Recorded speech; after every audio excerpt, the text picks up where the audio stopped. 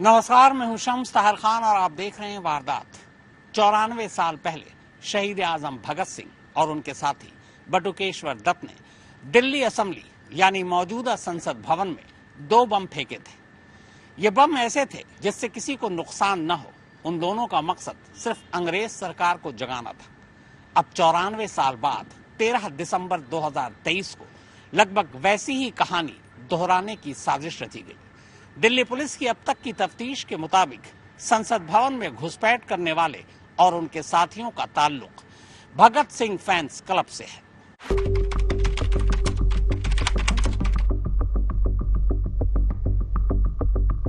बात 94 साल पुरानी है। देश उन दिनों अंग्रेजों के कब्जे में था।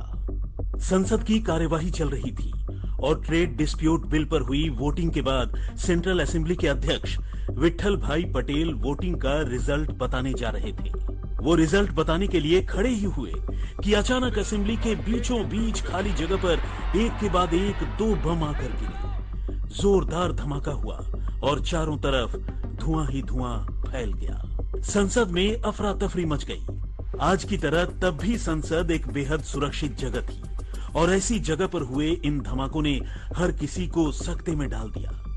लोग अभी इन धमाकों का सबब समझ पाते तब तक क्रांतिकारी भगत सिंह और बटुकेश्वर दत्त नारे लगाते हुए दर्शक दीर्घा से नीचे सेंट्रल असेंबली में कूद पड़े और इसी के साथ उन्होंने कुछ गुलाबी पर्चे फेंके जिनमें लिखा था, बहरों को सुनाने के लिए धमाके की जरूरत होती है। असल में अंग्रेजी हुकूमत के खिलाफ ये भगत सिंह और बटुकेश्वर दत्त का वो विरोध था जिसने मानो राख के नीचे सुलग रही चिंगारी को हवा दे दी। दोनों तब अपनी बात देश के आम लोगों और नौजवानों तक पहुंचाना चाहते थे।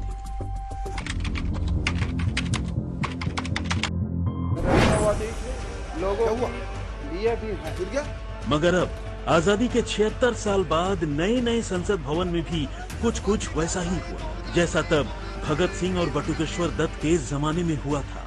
बुधवार को संसद की कार्यवाही चल रही थी और इसी कार्यवाही के दौरान पहले दर्शक दीर्घा से 2 नौजवान नीचे कूदे और नारे लगाने लगे। इससे पहले कि उन्हें काबू किया जाता, दोनों ने स्मोक क्रैकर यानी धुआं छोड़ने वाले पटाखे चला दिए जिससे हर तरफ पीला धुआं फैल गया, कुछ उसी तरह जिस तरह भगत सिंह ने किया था।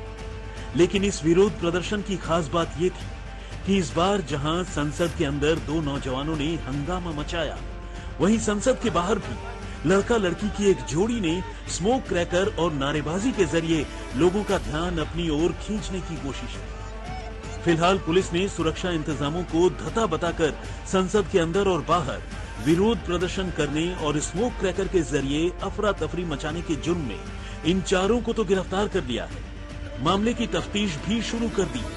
लेकिन संसद में हुए इस विरोध प्रदर्शन ने भगत सिंह और बटुकेश्वर दत्त के द्वारा संसद में बम फेंके जाने की वारदात की याद दिला दी है। खासकर इसलिए क्योंकि तब क्रांतिकारी भगत सिंह और बटुकेश्वर दत्त ने कोई घातक बम फेंककर लोगों की जान लेने की कोशिश नहीं की थी, बल्कि सिर्फ स्मोक बॉम्ब से लोगों का ध्यान अपनी ओर खींचना चाहा था। और इस बार भी संसद में स्मोक क्रैकर चलाने वाले नौजवानों ने भी अपने विरोध में किसी की जान माल को नुकसान पहुंचाने की साजिश नहीं रची, बल्कि सिर्फ शोर मचाकर और स्मोक क्रैकर चलाकर लोगों तक अपनी बात पहुंचाने की कोशिश की। लेकिन फिर सवाल यह है कि आखिर ये नौजवान चाहते क्या थे? ये किस बात का विरोध कर रहे थे? इस विरोध प्रदर्शन की साजिश उन्होंने कब और कैसे रची? और सबसे अहम ये कि इन्होंने सरकार तक अपनी बात पहुंचाने का ऐसा अजीबोगरीब और खतरनाक तरीका क्यों चुना? तो आज वारदात में आपको पुलिस की तफ्तीश के हवाले से संसद में स्मोक क्रैकर से अफरा तफरी मचाने वाले इन नौजवानों की पूरी साजिश और इसके पीछे के मकसद का एक एक सच तफसील से बताएंगे। लोगों को लिए भी है तो बाकी कार्रवाई 2 बजे तक स्थगित की जाती है।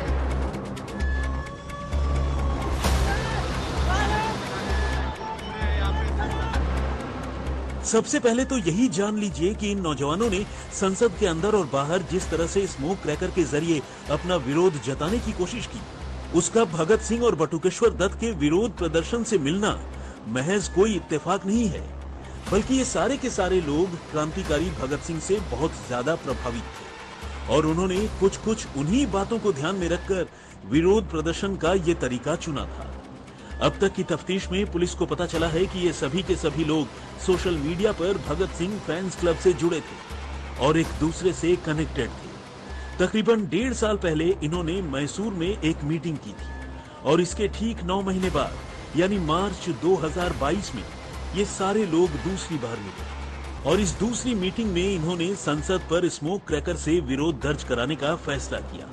लेकिन ये काम आसान नहीं था और इसीलिए इन्होंने वारदात को अंजाम देने से पहले न सिर्फ अच्छी तरह प्लानिंग की बल्कि संसद के अंदर और बाहर पूरी तरह से रेकी भी की।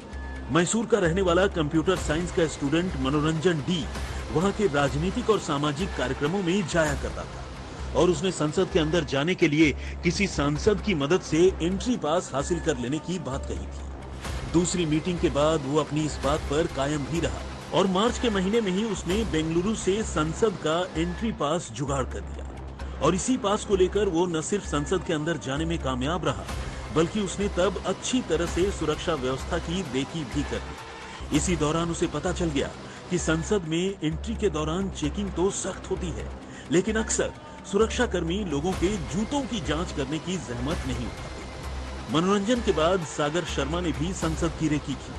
हालांकि लखनऊ का रहने वाला सागर संसद के अंदर जाने के लिए एंट्री पास का इंतजाम नहीं कर सका और जुलाई के महीने में वो संसद के बाहर से ही रेकी कर लौट गया। इसी बीच इन सभी ने दिसंबर के महीने में और खासकर 13 दिसंबर को संसद पर हमले की बरसी के दौरान अपने विरोध प्रदर्शन की प्लानिंग कर ली। कभी ऐसा हुआ नहीं हुआ गया, ये फंसाया गया, उसको फंसाया गया है। पर सर जिस तरह से वीडियोस हैं उसमें तो वही दिख रहा है। अब जो भी छानबीन होगी गवर्नमेंट के सामने आएगा, सच्चाई तो सामने आती है, सही गलत। भगत सिंह का बहुत बड़ा भक्त है। भगत सिंह के बारे में बचपन से कहानियां सुनी है? सुनी कि है भी बहुत बड़ा भक्त है। क्या कहता था? कहता मैं जो करके गए वो हम करेंगे। क्या क्या गई थी नीलम? नीलम न्यू कह गई थी माँ मैंने फार्म भर दिया, मैं असार जाऊं, मैं वहाँ हॉस्टल में पढ़ाई करा कर हॉस्टल कर दिया कर दिया। पता नहीं था, अंदाजा नहीं था कि मतलब ऐसा भी हो जाएगा। कोई अंदाजा नहीं था हमने। वो सिर्फ नौकरी के लिए लड़ रही थी भैया, नौकरी नहीं मिल रही थी, वो बहुत परेशान थी बेचारी, इतनी पढ़ी लिखी है, उसे नौकरी भी नहीं मिल रही थी और जो कम पढ़े लिखे है उसमें तो पैसे देकर लग रहे हैं और इतनी पढ़ी लिखी है उसमें कोई नौकरी नहीं है, ये तो फिर पैसों का खेल है भैया। देखो जब भी ये लोग बात करते थे हमेशा साहित्य की बात करते थे, हिस्ट्री की बात करता था, कभी भी मिलता था तो हमेशा भगत सिंह की बात करता था। अच्छा, तो वो बात है। तो भगत सिंह राजगुरु से प्रभावित ज्यादा थे भाई, बहुत ज्यादा। अभी आप लोगों ने देखा भी होगा घर में, अगर जैसे फुटेज हम लोग कल देख रहे थे इनकी, तो घर में भी इनके सारा लिटरेचर अगर आपको मिलेगा तो भगत सिंह जी का मिलेगा। तो क्या विद्रोह भी होता था कभी मन में? जैसे नहीं नहीं नहीं नहीं, इससे कभी नहीं, बड़ा शांत स्वभाव का लड़का था, कभी कोई एग्रेशन नहीं इसके अंदर, कुछ नहीं। इसके बाद एक एक कर इस साजिश के सारे किरदार अपनी अपनी जगहों से दिल्ली पहुंचे। मनोरंजन डी मैसूर से 10 दिसंबर को फ्लाइट लेकर दिल्ली पहुंचा। लखनऊ का रहने वाला सागर भी इसी रोज दिल्ली आया और हिसार की रहने वाली नीलम और लातूर का रहने वाला अमोल भी 10 दिसंबर को ही दिल्ली आ गए। इस साजिश के एक किरदार विक्की ने इन चारों को लॉजिस्टिक प्रोवाइड करवाई, यानी उनके रहने ठहरने का इंतजाम किया। सभी 10 दिसंबर को ही गुरुग्राम में विक्की के घर पहुंचे थे और वहीं रुक गए। साजिश को अंजाम देने से ठीक पहले साजिश रचने के मुख्य आरोपी ललित झा से यहीं पर उनकी फिर से मुलाकात हुई। तय प्रोग्राम के मुताबिक अमोल महाराष्ट्र से अपने साथ कलर वाला पटाखा यानी स्मोक क्रैकर लेकर आया था, यानी अब साजिश रची जा चुकी थी। साजिश को अंजाम तक पहुंचाने का सामान जुटाया जा चुका था। सारे किरदार एक जगह इकट्ठा हो चुके थे। अब बस कुछ बाकी था, तो वो था संसद में घुसकर बवाल मचा देना।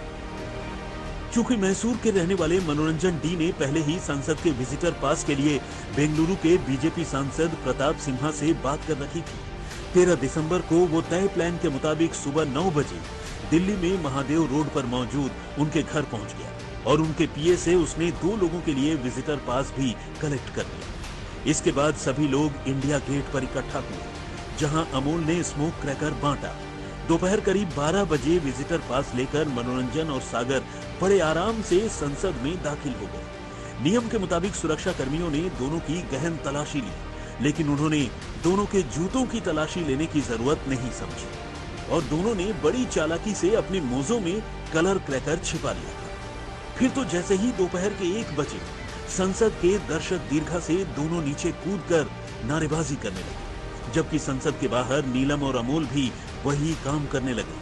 प्रदर्शनकारियों ने अंदर और बाहर दोनों ही जगहों पर स्मोक क्रैकर चलाकर धुआं कर दिया। चूंकि टीवी पर संसद की कार्यवाही लाइव चल रही थी, तो संसद के अंदर मचे हंगामे के फुटेज तो वैसे भी घर घर पहुंच गए, लेकिन बाहर विरोध प्रदर्शन कर रहे नीलम और अमोल का वीडियो ललित झा शूट कर रहा था। लगभग जब ललित झा ने मुझे ये वीडियो सेंड किया था तब मैं कॉलेज में था। जैसा कि पहले बोला गया, मैं कॉलेज स्टूडेंट हूँ, तो मैं कॉलेज में था। लगभग 1 बजे के आसपास उन्होंने ये वीडियो भेजा था ऑन फोन व्हाट्सएप में। तो तब मैं कॉलेज के अंदर था। मैं लगभग 4-5 बजे के आसपास कॉलेज से निकला। उसके बाद मैंने जब नेट ऑन किया तब देखा कि ऐसा कुछ वीडियो और मैसेजेस आए हैं। तो मैंने वो ओपन किया और देखा कि एक वीडियो लगभग 1 मिनट 33 सेकंड का। जल्द ही सुरक्षा कर्मियों ने चारों प्रदर्शनकारियों को काबू कर लिया, लेकिन उन्हें विकी और ललित का कुछ पता नहीं चला। असल में ललित खामोश था, भीड़ में छुपा हुआ था। संसद के अंदर जाने से पहले और प्रदर्शन करने से पहले मनोरंजन, सागर, नीलम और अमोल सभी ने अपने अपने मोबाइल फोन ललित के पास ही रख छोड़े थे। अब जैसे ही पुलिस ने चारों को काबू किया, ललित झा मौके से सबके मोबाइल फोन लेकर फरार हो गया। विकी पहले ही भाग चुका था। चूंकि मामला संगीन है, संसद की सुरक्षा में सेंधमारी का है, पुलिस ने इन सभी आरोपियों के खिलाफ यूएपीए यानी अनलॉफुल एक्टिविटीज प्रिवेंशन एक्ट की धाराओं के तहत केस दर्ज किया है। ये जो दिल्ली पुलिस स्पेशल सेल की काउंटर इंटेलिजेंस का दफ्तर है और यहाँ पर जो तमाम आरोपी हैं आप देख पा रहे हैं, जो संसद भवन में जो हंगामा हुआ था उसके आरोपी हैं। आप ये देख पा रहे हैं जो बाकायदा आरोपी है उसको यहाँ पर बैठाया गया है और अदालत के लिए यहाँ पर इनको पेश करने के लिए लेकर जाया जा रहा है। जो चारों आरोपी हैं उनको बाकायदा यूएपीए लगा हुआ है। आप कुछ बोलना चाहेंगे यहाँ पर? आप कुछ बोलना चाहेंगे? कुछ आप लोग कहना चाहते हैं? आपने हंगामा क्या कुछ बोलना चाहेंगे यहाँ पर? आप कुछ ना आज तक आपसे सवाल पूछ रहा है, कुछ बोलना चाहेंगे आप? देख पा रहे हैं यहाँ पर जो काउंटर आपकी तरफ से कोई भी एक लाइन की क्या वो कारण रहा था? और यहाँ से पटियाला कोर्ट में पेश करने के लिए लोगों को लेकर जाया जाएगा। ये जो दूसरा आरोपी है मनोरंजन कुछ बोलना चाहेंगे आप?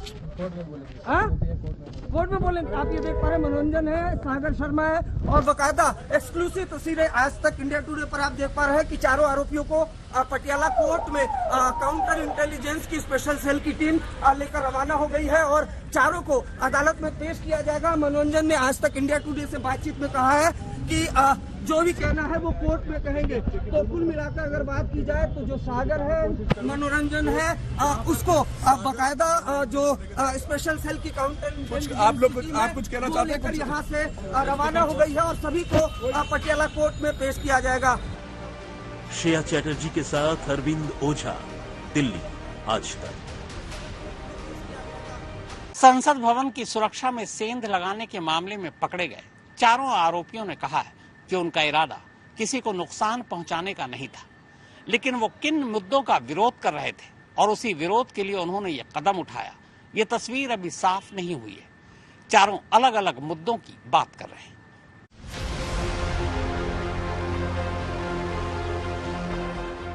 फिलहाल ये तो साफ है कि इनका इरादा जान माल का नुकसान पहुंचाने का नहीं था, बल्कि विरोध प्रदर्शन करने का था। लेकिन ये विरोध प्रदर्शन ठीक किस बात को लेकर था, ये इन आरोपियों ने अभी तक साफ नहीं किया है। गिरफ्तारी के वक्त से लेकर शुरुआती पूछताछ तक में आरोपियों ने सरकार की नीतियों, बेरोजगारी, तानाशाही, मणिपुर में हुई हिंसा जैसे मसलों को लेकर अपना विरोध दर्ज करवाने की बात कही है। लेकिन अब तक की तफ्तीश में इनका मोटिव यानी हंगामे का मकसद पूरी तरह साफ नहीं है। यानी ये चाहते क्या थे, इनकी मांग ठीक क्या है, इस पर इन्होंने कोई साफ जवाब नहीं दिया है। और तो और आरोपियों को अदालत में पेश करने के लिए ले जाए जाने के दौरान जब आज तक ने उनसे हंगामे की वजह जानने की कोशिश की, तो आरोपियों में से एक मनोरंजन ने अदालत में ही कुछ बताने की बात की। मनोरंजन कुछ बोलना चाहेंगे आप? कोर्ट में बोले। कोर्ट में बोले आप? उधर ललित झा के बारे में जो जानकारी सामने आई है, उसके मुताबिक वो कोलकाता का रहने वाला है, एक टीचर है और एक एनजीओ से भी जुड़ा है, जो पश्चिम बंगाल के ग्रामीण इलाकों में और खासकर झाड़ग्राम और पुरुलिया में काम करती है। पुलिस सूत्रों की माने तो इस हंगामे को अंजाम देने के बाद उसने कथित तौर पर अपने एम्प्लॉयर यानी एनजीओ के मालिक को फोन किया था और उसे हंगामे का एक वीडियो भी भेजा। हालांकि आज तक ने जब एनजीओ के मालिक लक्षित से बात की तो उसने वीडियो भेजे जाने की बात तो मानी, लेकिन फोन पर ललित से बात होने की बात से इनकार किया। दिल्ली पुलिस की तरफ से कोर्ट में कहा गया कि 13 दिसंबर के दिन पार्लियामेंट के अंदर जो कुछ भी हुआ वो एक अटैक की तरह से था।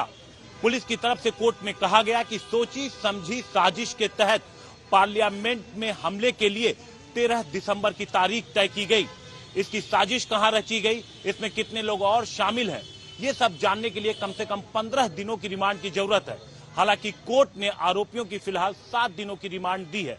पुलिस की तरफ से यह भी कहा गया कि रिमांड की अवधि के दौरान उन्हें आरोपियों को महाराष्ट्र और लखनऊ लेकर जाने की जरूरत है, लेकिन कोर्ट ने अभी सिर्फ 7 दिनों की रिमांड दी है। श्रेया चैटर्जी के साथ अरविंद ओझा, दिल्ली, आज तक।